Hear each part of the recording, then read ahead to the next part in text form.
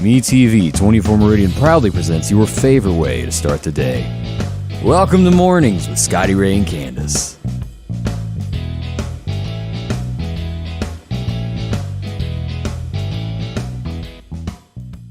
And good morning, Scotty Ray, along with my special guest host this morning, Chris Reed. How in the world are you, Chris? Man, I am good this morning. It's awesome to be here. How you been? As usual.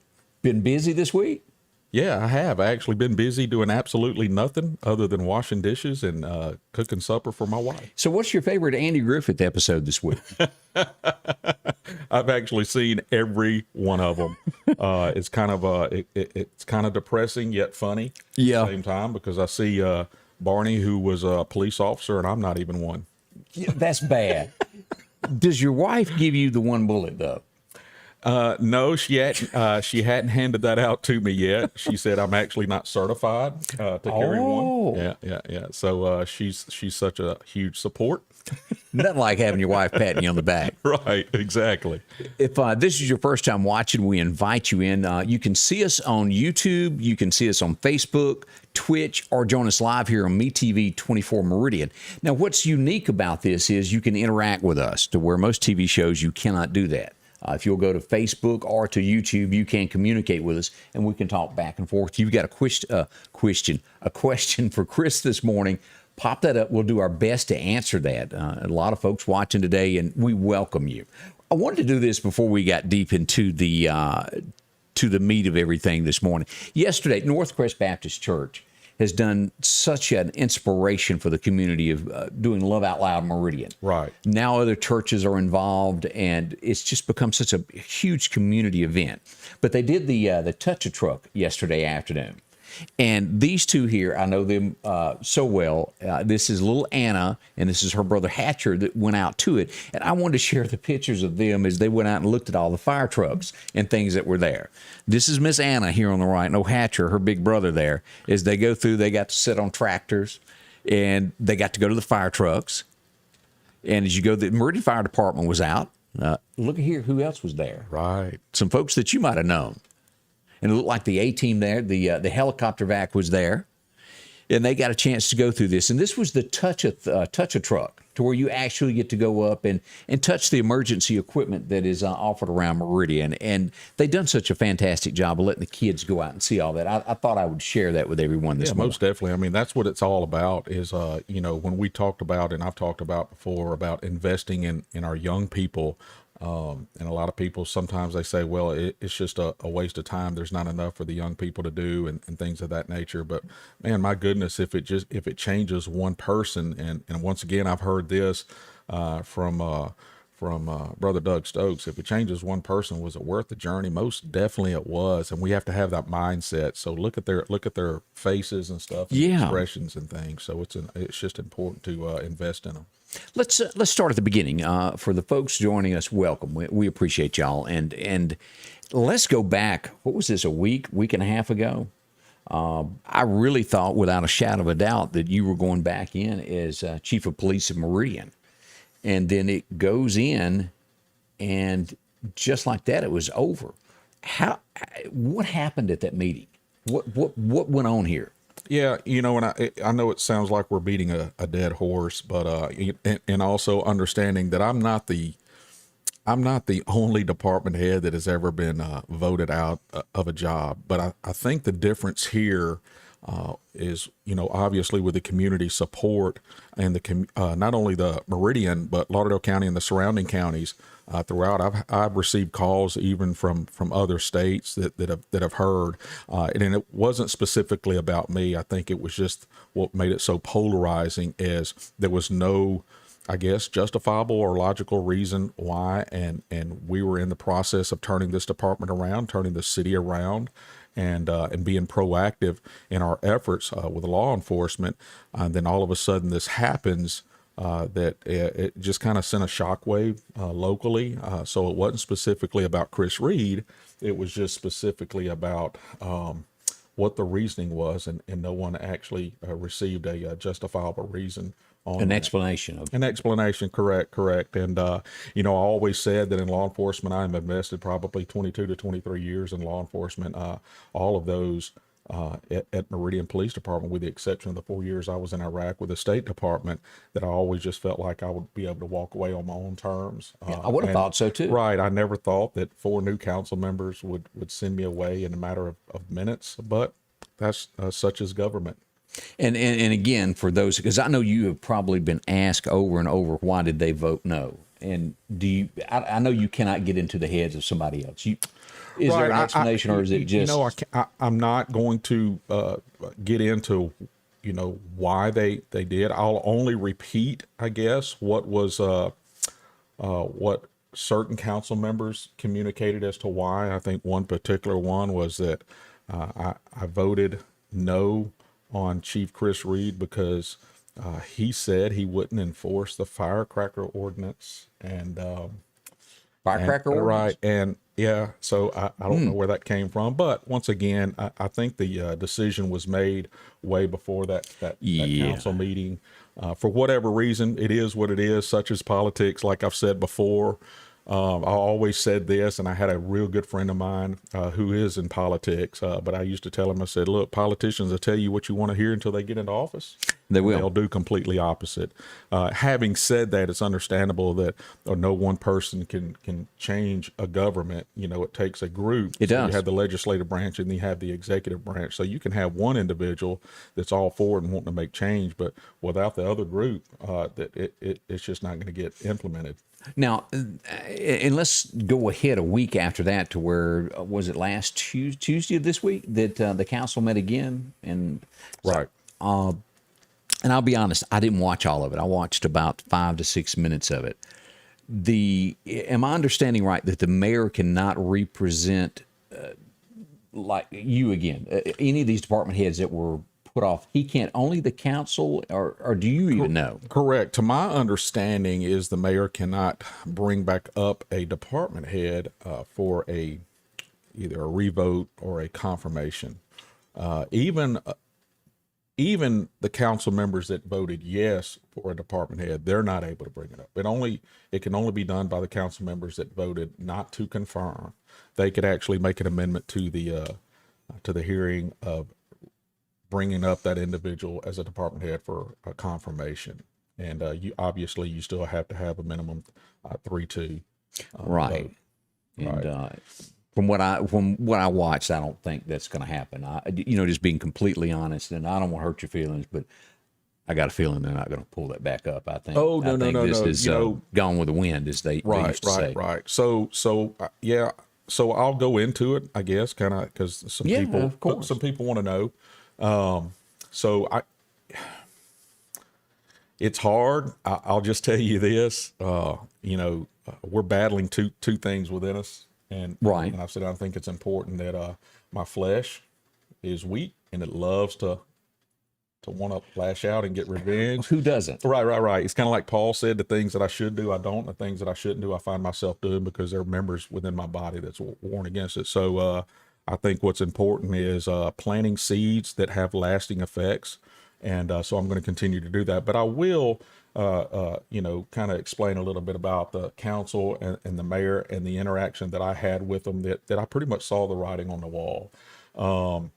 So I had a phone call from one of the council members after the initial vote down, probably 3 or 4 days later, and said, that night after voting, I was convicted, and I always said, please don't use spirituality for justification, and we have a tendency to do that a lot of times. Well, let me pray about it. I'll pray and have no intentions, and it doesn't ever talking to the Lord, right? And the prayer never really gets past the ceiling. But he just this council person explained and said, "Look, I'm gonna bring you up for a revote, and I just want to know, are you interested in coming back? Would you come back?" And says, because we have the votes. And so I just explained to him. I said, whenever I got voted down, the first council meeting, and I said that afternoon I was inundated with calls asking man, I can't believe this has happened. If they turned it around, would you come back? And I said, absolutely not. I wouldn't come back. And I said, because there's no way that we would be able to accomplish what we want to accomplish without the support from the city administration.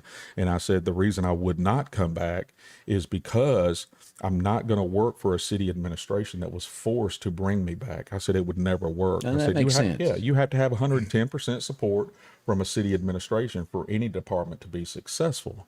And but then, I was thinking that it was just people blowing off steam, which usually happens. I can't believe this decision was made, and then 2 or 3 days it just fades away. But as it went on, my goodness, and it was just overwhelming and humbling. And I knew that it wasn't specifically about me. It was about the department, the police department. And all you're seeing now is just a trickle down effect from what's going on nationally. That's all you're seeing. You are. And you're seeing that it's the whole defund and the anti-police is having a trickle down effect on the local government. And that's where we are. And we're battling that front. And the ones that are against the police are the very ones that also will dial 911. And you look back over the course of how long were you in office? 9 months. 9 months. You took a lot of folks off the streets of Meridian. Well, I didn't. I get it. I understand being a leader, but the department, the detective division, I never would have been successful if the detective division didn't buy into it. I never would have been successful if the patrol division, which is the backbone of a police department, didn't buy into it. And we definitely wouldn't have been successful if the community did not partner with law enforcement. And that was the only reason we were able to accomplish what we had. But at the end of the day, there were a lot of criminals that were taken off the street that I don't think the Meridian area saw in the past. Right. It was a big effort to make people feel safe when they drove to town.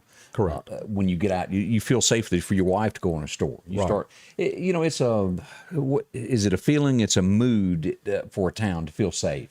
I don't know the exact word that I'm looking for. But Yeah, I know what you're getting at. It just shows the proactiveness Right. of law enforcement and also making people realize, look, there are consequences to your choices that you make. We would hope you wouldn't choose that lifestyle, but if you do, our message with the police department was it wasn't personal. It was the fact that there's going to be consequences. Now, have you seen this nationally? And we haven't had these problems in Meridian, but nationally, I showed a story yesterday. I think it was out of San Francisco. They've changed the laws in San Francisco to where anything below $950 is a misdemeanor if you shoplift. And the two guys that walk in the store and they carry a carry-on bag and cram it full of clothes and walk out the door. Right. Yeah. Right. Yeah. Gosh. You're seeing it. You're seeing a perfect example, and the scripture being lived out is evil is good and good is considered evil now.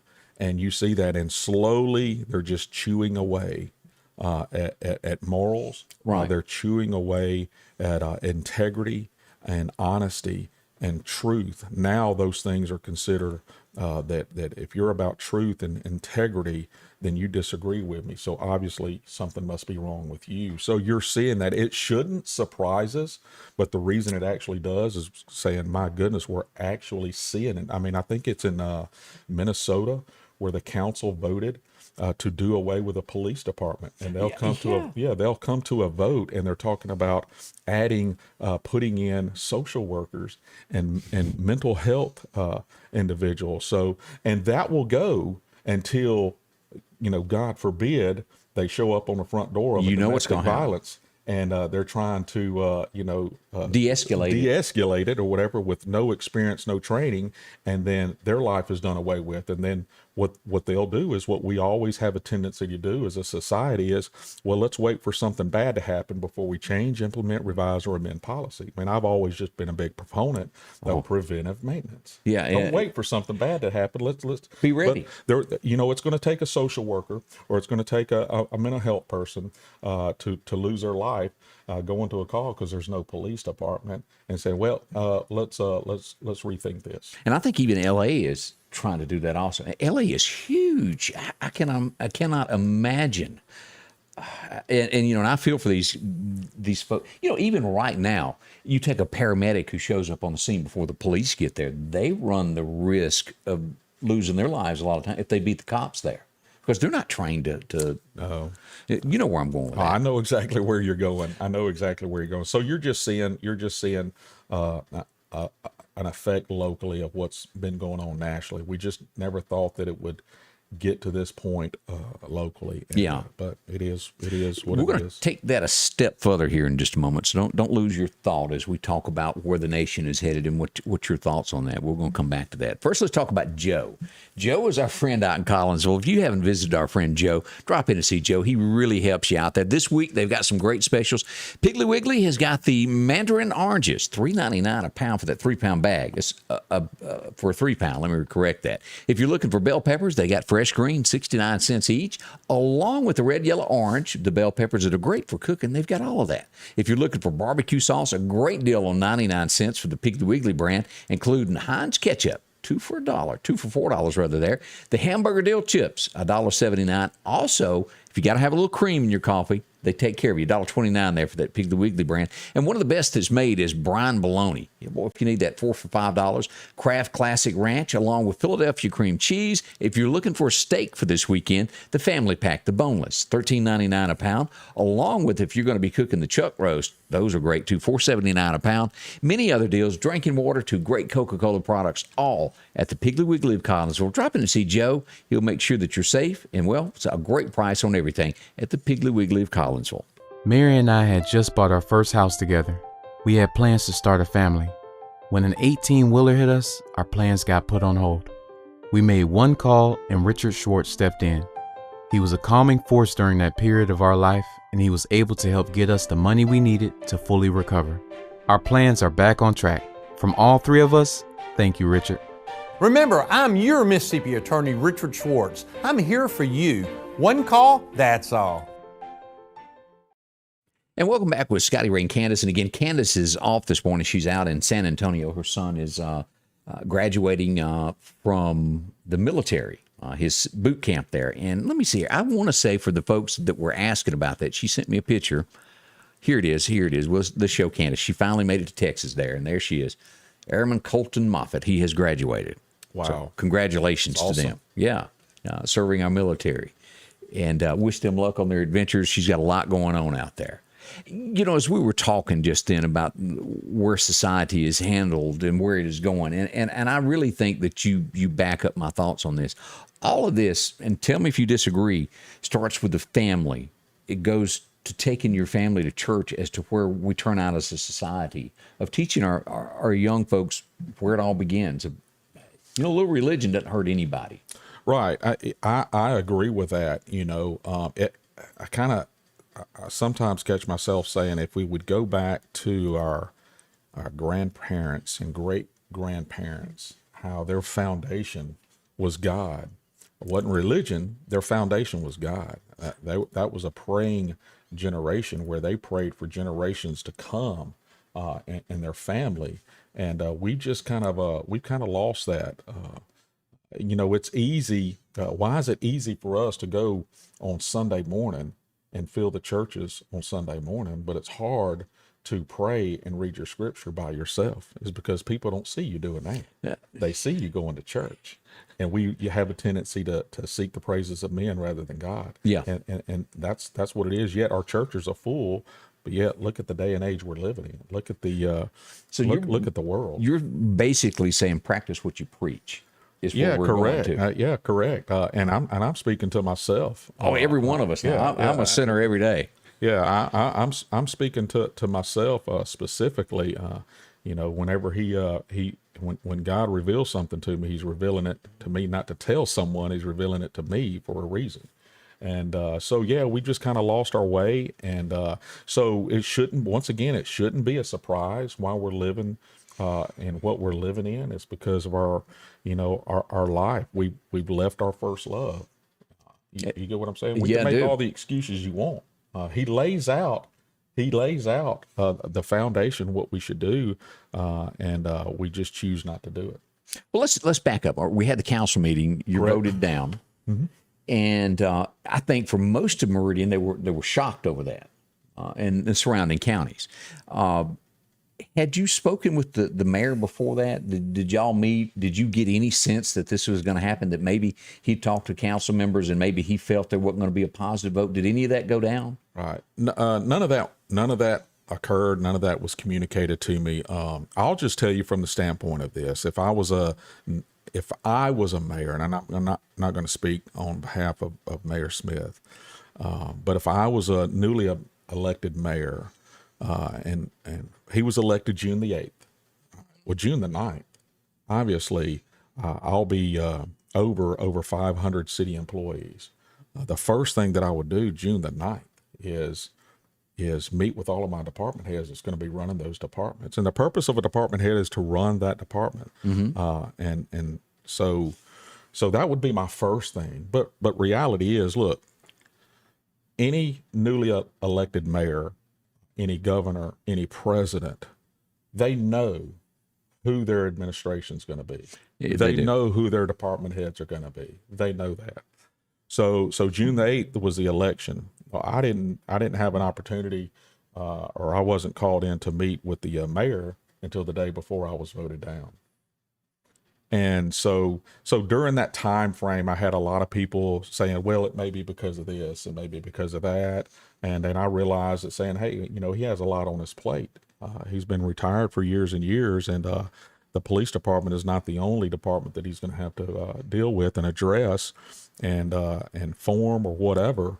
But reality is this, that public safety is and law enforcement is the most polarizing department, not only locally but across the nation. You have three things that every elected official always runs on. Every 4 years you'll see it. It's going to be economic development, Right. infrastructure, and public safety. And the number one out of those three is public safety. It gets the attention of people. It gets the attention, exactly. That's the number one thing. But they run on those three factors throughout time, throughout history. Look at it, go back and see what their message was. It's economic development, infrastructure, and public safety. And so him not meeting with me until the day before the council meeting, and so that was kind of a telltale sign. And then the conversation that happened to me in the meeting that just told me, I knew I wasn't going to communicate it to anyone. It says, yeah, this isn't going to turn out well. And so now you have a legislative branch, which is the city council. Correct. And then you have the executive branch, what makes up the mayor, the CAO. Now you have their second week in office that's saying, the executive branch is blaming the council's blaming the mayor. Right. And so you're talking about your second week in a 4-year term that they're already saying, well, there's just miscommunication. Now, and correct me, you may not know any more than I know. There's the next meeting coming up. There could be that oddball chance that your name could be brought back up. Could it? Or is that enough? Oh, yes. Yes, it could. It could be in the next meeting. It could be in the next meeting. When the council person called me last Friday before this last one, that he said that he's going to bring it up because he got convicted. And then we had the votes. Are you coming back? And I said, initially I said, no, I'm not coming back. Why would I come back and work for an administration that was forced to bring me back? There's no way that we would be able to accomplish what we want to accomplish and make the citizens of Meridian and Lauderdale County feel safe. And I said, there's no way. But then seeing this huge locomotive of support and that's really, I don't mean to interrupt you, but the feeling that has to be of pride, of people believing in you, has to be overwhelming to you. Humbling, I think is the word. Look, there's so much pressure put on law enforcement, it's not even funny. And so we battle. But when you see the silent majority actually stand up and not be silent, whether it goes their way or not, I am telling you right now. Got to bring a tear to your eye. Oh my goodness, and it has. So I told him initially no, and I said, but seeing all this support, and I said, Councilman, I said, if it is brought back up and I am voted, I will come back. And I said, but I'm not coming back for this administration. I'd be coming back for the citizens of Meridian and Lauderdale County and for the police department. The men and women at the police department, it's had a huge effect on them, not because of Chris Reed, but because we had stability, and now let's just 4 individuals that have no clue about law enforcement. Not one of those council members ever came inside the police department until the day of, and sat down. Not one of them spoke with the law enforcement, the detectives, the patrol division. Not one of them. And then in four or 5 minutes, yanked out, and then there goes that stability. And they say, and so the guys and the ladies in law enforcement, they're going, here we go again. Who is going to be our leader? There's no stability, and they're kind of, they're in the process of walking out and stuff. And I tell them, I said, please, you can't do that, because you're still here for the community. Don't worry about, you can't control what city administration does. You're here for the community. So it's just it's kind of disheartening, but it goes with the territory. I realize that. Now, and I don't mean to put you on the spot. So there is a possibility that something could be brought up at a later time. How would you react to that at this point? How do you feel at this moment, Chris? Yeah. Would you go yes or maybe no? So once again, I like catch myself chasing rabbits. So he called me on a Friday and then says, we have the votes. I'm bringing you up. This coming Tuesday, Saturday, councilman called and says, hey, look, I don't think we do have the votes, so probably not. But look, hang around till August, and we'll probably do it in the August first council meeting in August. And I just told him, I said, look, sir, with all due respect, do what you have to do. I'm not dependent, and I said, I told y'all from the beginning, this local government does not provide for me and my family.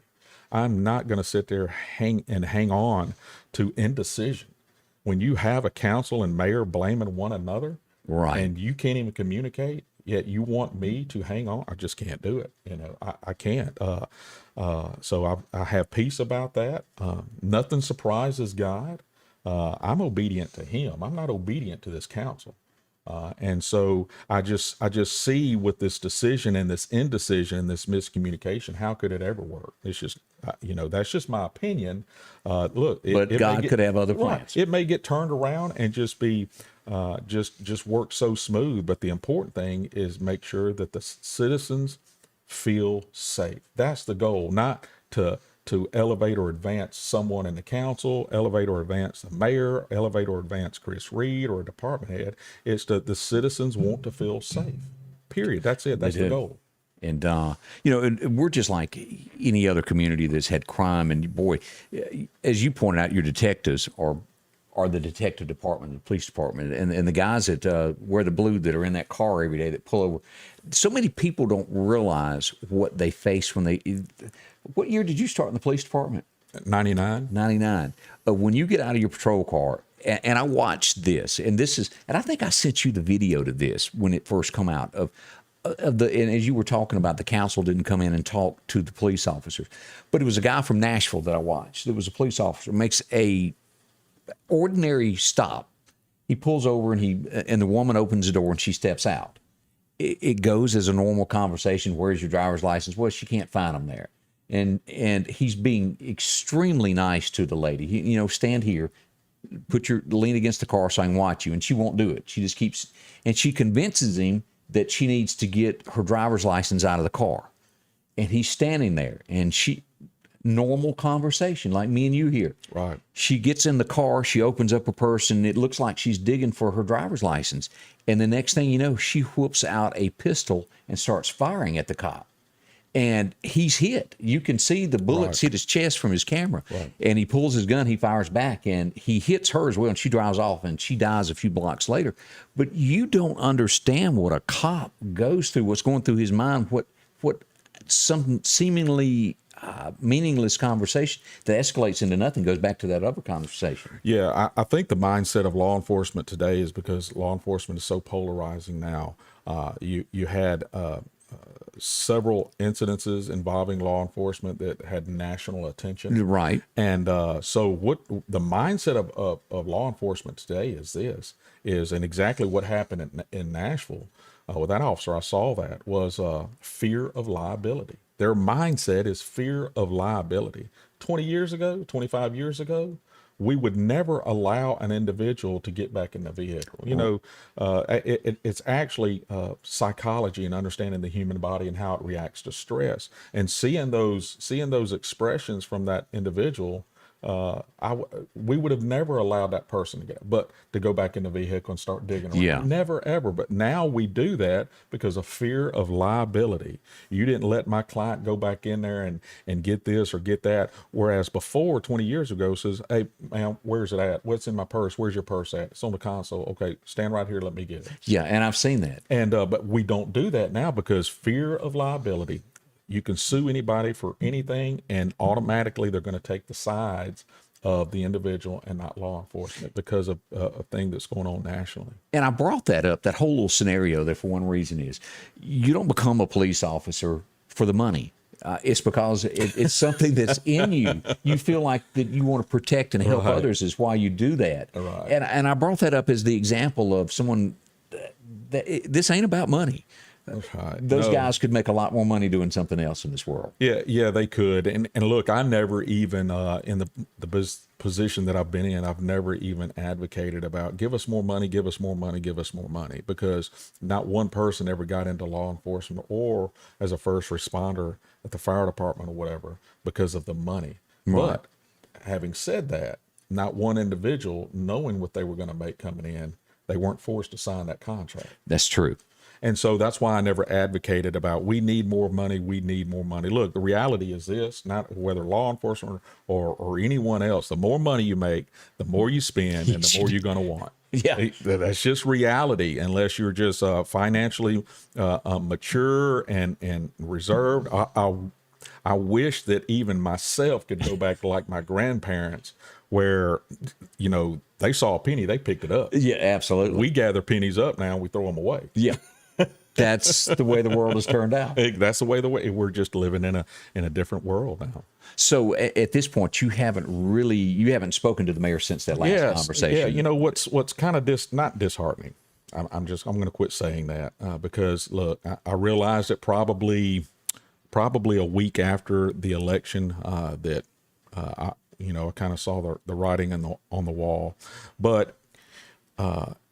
As a leader of a city, as a mayor, as a governor, as whoever, as a department head, you have to and you should communicate. Yes, you get what I'm saying? Yeah, I do. Why you spend 6 months campaigning, going door to door, and then when you get it, there's no communication whatsoever. That's what draws it all together. Why when you're campaigning to be elected, you're concerned about the city and the trash on the side of the road, and you see all the people that are campaigning, that are running for an office out there saying this is my city, but then whenever the election didn't turn out the way that they thought, have you seen them on the streets yet? Good question. Yeah, I mean, and that's a good question that everybody can answer. Yeah. You get what I'm saying? Yes, I do.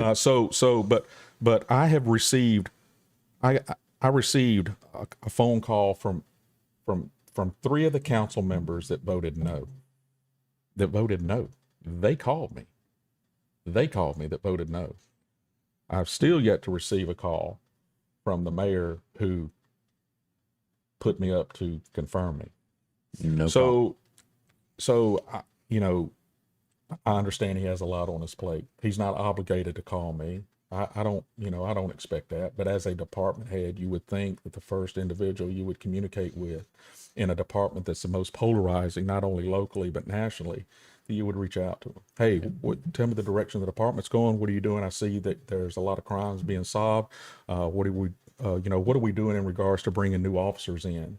And the hiring and the things that none of that was ever brought up in a 30-minute conversation the day before I was voted down, and yet to receive a call. But once again, he's not obligated to call me. Now, I reached out to Jimmy last week and asked him to come on the show. I'd love to have him to hear him talk about this. He's not obligated to. Maybe I've got the wrong number.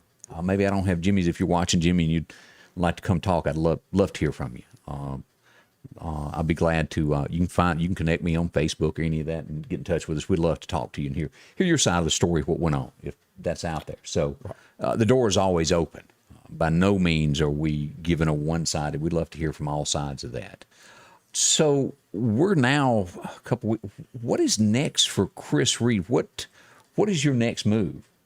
Have you driven down to that place and put in your unemployment? Because if no one has ever done this, it makes you feel about yay tall. I don't care who you are. When you walk in there and have to fill out an unemployment claim, it makes you feel down here. But you got to do what you got to do. Right. Have you done that yet? No, I haven't. You're losing money. Well, look, you have to do what you have to do, but I also live by the premise of you don't work, you don't eat. Yeah. And I guess my roadmap and everybody's roadmap for life should be God's word. And it says you don't work, you don't eat. And there are so many jobs out there that just people choose not to work. Why do they choose not to work? Because you have a federal government that's getting to the point where they're going to own you. And if they can send out a free check, why work? Just sit back and receive that check. Don't worry about the debt. Don't worry about the deficit nationally. Hey, you go and try to buy or invest in a vehicle or a house or whatever, and your debt to income ratio is completely, lopsided. It'll never happen. But hey, if the government wants to own you, they're going to own you. And they do that now. We're so dependent on the federal government but there's so much work out there. Even in Meridian, there's so many jobs out there. I'm just spending this time the next 3 or 4 weeks just to decompress a little bit because, look, this is all I've ever known. I started in law enforcement at Meridian Police Department in 1999. And, I went to Iraq with the State Department, 4 years, but it was still that type of capacity of work. And this is all I've ever known. And I honestly thought that I'd actually walk away on my own terms. And to get it taken away for whatever reason, I'm not here to sit there and say you were wrong or you were right or anything. It's just, it's had an effect on me. But here's another thing. I'm not going to get religious, but I'm just not, because this isn't a circumstance. The same day that I was voted out, an individual that I hired in the detective division, 27 years in law enforcement from another county, wanted to come here. And I asked him, I said, why? And he's in the ministry. I said, why do you want to? I said, you can retire. He said, I don't know. I don't know why I'm here. But the same day I was voted down, he lost his son to a tragic accident where he was shot. And it's called perspective. I lost my job. Right. He lost a life. It's a big difference, isn't it? It's a big difference. This isn't a circumstance. It's a speed bump in the road. And I know from experience, y'all, I've been in the shoes to where Chris is at this moment, to where you wake up one morning and everything you ever done is gone and you don't know what you're going to do. But there's somebody that we often forget about, and that's God, Jesus. Jesus has a plan for you. I don't know what it is. And, I was sitting here thinking, what could Chris do? I'm thinking of many jobs. Avon, have you considered Avon College? That's a thing that people overlook. Well, people don't realize even this whenever Miss Candace is out of town, but this is the best kept secret. Look, way in the county that you're paying me $700 a day to come on here. I'm telling you. I didn't realize. Now I get my utilities cut back on and stuff. Just in one day. That's insane, man. I want to say I appreciate you. Man, I'm glad to have you here. And the next step is that we may look at this because, on top of all that I do several podcasts that are in town. I do Secrets from the South. Me and Debbie are starting a new one. And then this show here is also a podcast that is put nationwide. We really may need to look into you doing, the cops are overlooked. There may be an angle on this for a podcast from a chief of police podcast thing. I haven't figured it all out, but there may be a future for you yet. Yeah, I'll tell you this, and going back to your original question before a little sarcasm took over. Look, I'm not getting paid $700 this morning. I don't know if people. You sure? That. Well, I mean, if I am, I'll receive it with joy. There you go. So, look, I'll tell you this, and this has to be my mindset, and this has to be your mindset. Even you, myself, and anyone out there. Look, I lost my job on getting compensation. And for me to sit there and tell a legislative branch that you do not provide for me and my family, all right? And then when I lose my job, all right, Chris, you said it, all right? Now live it. It's easy to say it, And it's easy to say, yeah, and God is my provider when everything's going good. But when the enemy attacks and things are taken away, when you're going to see a spiritual breakthrough is when you're still able to say, God is my provider. Right. Because he never said this road was smooth. No, there's he going to be didn't. rocky places. There's going to be rough edges. There's going to be times you get knocked off in the ditch by the enemy. But he said, get back on it. Get back on it. So my whole point is this: whatever you do as unto the Lord. And so it's easy. We make God's will complicated. And I'll just tell you this: we make God's will complicated. His will is that you are salt and you are light, period. And whatever you do, you are salt and you are light. When Jesus's parents, earthly parents, lost him, and they traveled a day's back to Jerusalem, and they found him. Where did they find him? In the temple. And then they said, did you not know that we were looking for you? You were lost. And I know in his heavenly state, he would say, oh, I never was lost. Right. Y'all are the ones that were lost. But he said, did you not know that I'd be about my Father's business? And so he's communicated that to me too. And whatever you do, you have to be about your Father's business, period. That's it. And when you do that, and you are about your Father's business, he's going to provide. This is just a rocky place in the road, but his will is to stay on that road, be salt and be light. It would blow your mind, those that are listening, it would blow your mind at the opportunities and what people call a circumstance in Chris's life, at the opportunities I've had to be salt and light. And I'm going, that's what it's about. Kind of like when Paul was on a missionary trip, right, and he gets rolled up and thrown in a jail in Rome, and instead of going, well, how am I supposed to be salt and light, God? And he said, well, maybe those soldiers need it. And he said, oh, good one. That's a good point there. That's it. When you take this into everyday life of people that you bump into, God can use you and you don't even know it. You don't even know it. And the reason we don't see it a lot of times because we're still looking in the natural. Well, Brother Doug Stokes said it. You were created in the supernatural long before you were created in the natural. And the reason we miss God so much is because we're still trying to walk around in the natural and still trying to walk by what we see, yet we're blind. But I think you paid attention that day, that church sermon. You remember that pretty well. We have gotten so many comments this morning. We want to thank each. Somebody back up a little bit ago there mentioned that you need to come sing at one of the old folks' home. Is that the way to put it? Grab your guitar and come out and sing, entertain. I don't know where the guitar thing came, but can you sing? I don't know where the guitar thing came, but I was sitting there trying to learn to play the guitar, and I've always wanted to, but I'm all about instant. I'd like to pick it up and say, man, I'd love to play these chords right now, and it didn't. It says, oh, my fingers are hurting. Well, never mind. I guess it wasn't for me. But and I think I've done that because Dylan tried to teach me. I was like, ow. Yeah, exactly. So, but yeah. I want to play the guitar, but I don't know where that well, see, I guess we could look at it as God has given you the time to learn that now.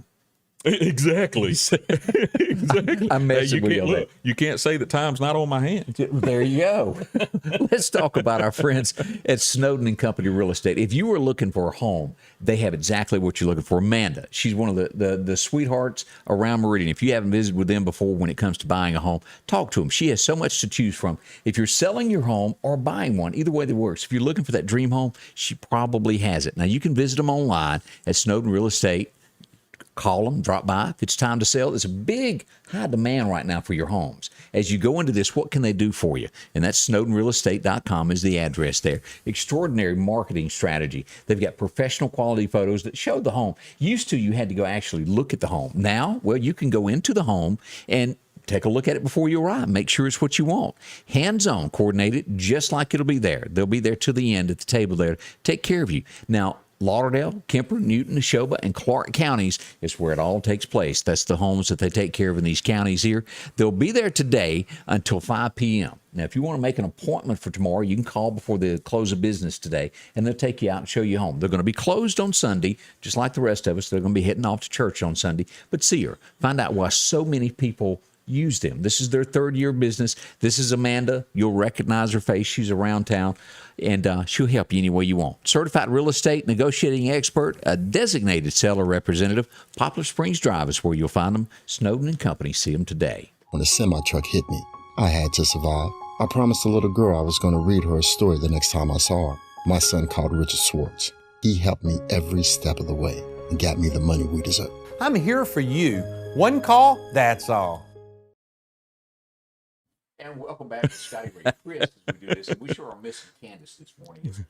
Here, wait a minute. I was all right. Welcome back to Scotty Ray Chris as we begin this day. And you had some more comments. Yeah, I love it. Jeremy Street. Chris has a voice that sounds like a mixture of Fergie, and I'm not going to be sacrilege. I'm just say Jesus instead of Jesus. And look, he says to make a joyful noise unto the Lord, not unto others. And so as long as it's a joyful noise unto him, so Fergie and Jesus. Oh, that's a good one. We may have to get you out at the racetrack and do some announcing. You've been kind of practicing up. Right, exactly. I've got time on my hands. You can go out and do all of that. A lot has gone on. And the support, the churches, the signs, as we brought up before, have to be a great feeling for you of everybody that's shown their support for you as you go through this. Yeah, my goodness. I keep saying it, and I keep saying it. I know it sounds repetitive, but I sound repetitive. But it's just good to see. It's just good to see people standing up for what they believe is right and just. Okay. I said it from the beginning. I think the day that or the night that I was confirmed on a Tuesday in October, do not put your trust in Chris Reed. He is going to fail you. If you put your trust in me or you put your trust in man, you're going to get disappointed. And when you get disappointed, then you move on to the next person or the next individual or the next individual. I mean, look at the churches, they didn't say hey to me, so I'm not going to church because Mary Sue, and we just can't do that because we fail and we make mistakes, but they got behind, the citizens in Lauderdale County and the department got behind a change in mindset. And we came together collectively as a group. And when you come together collectively as a group, right, seeking the same thing, believing the same thing, oh my goodness, you can accomplish a whole lot more than you can on your own. Now, you've just been asked to come out and speak to the senior class at Northcrest Church at their next luncheon there. So we got you a gig here to go speak now. Yeah, let me check my yeah, I'm off that day. Hey, you have to have fun. Yes, you do. You have to have fun and enjoy it. So. All right, let me ask this, because you would know this probably more than anybody if you're watching. What is? Let's get into just you as a citizen a moment. What would you say is the big crime related in Meridian? What is the biggest threat to citizens? What if you're an average Joe out there and you're coming to town? What should you be watching for? What is the number one thing that is of concern? Yeah, I guess the source of all crime, I'd say 99% of all crime. Obviously your biggest issue with the type of crime is property crime. You have property crime and then crimes against persons. So your property crime, people shoplift, people steal.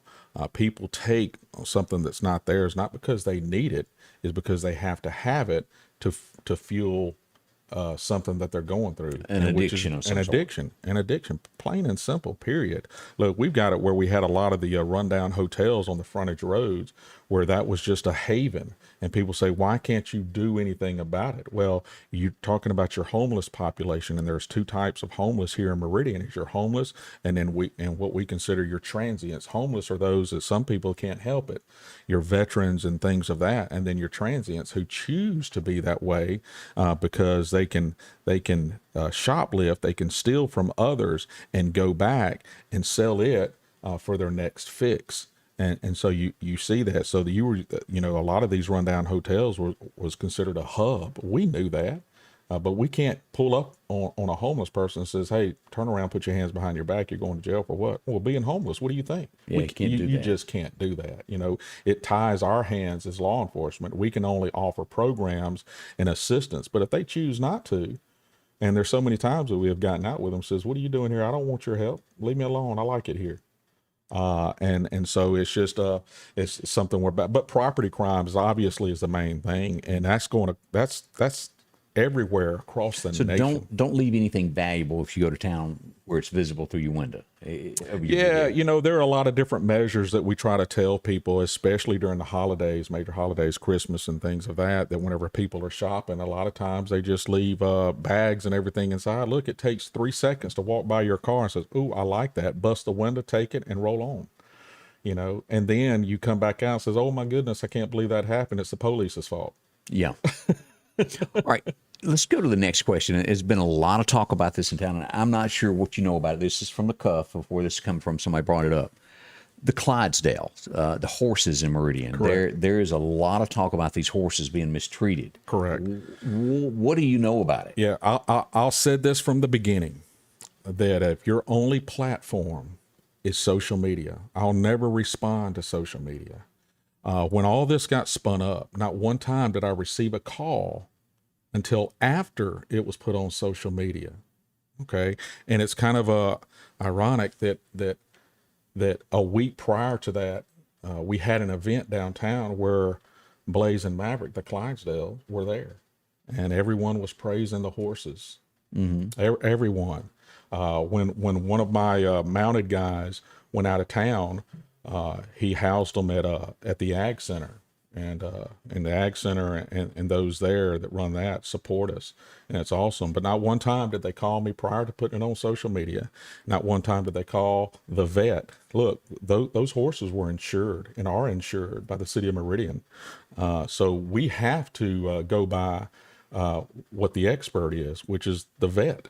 And so they had just had a vet check whenever we first got them, and they just had a vet check 2 weeks ago. Perfectly fine, documented. They're fine. And said one of them in particular, Maverick, who is 4 years old, versus Blaze, who is about 9.5 years old. Maverick came from Wisconsin. And so even the vet, even the trainer that works with us, she is well known in the rodeo circuit. She said there's absolutely nothing wrong with those horses, and says if anything, it's a good thing because they're draft horses. They're such large horses.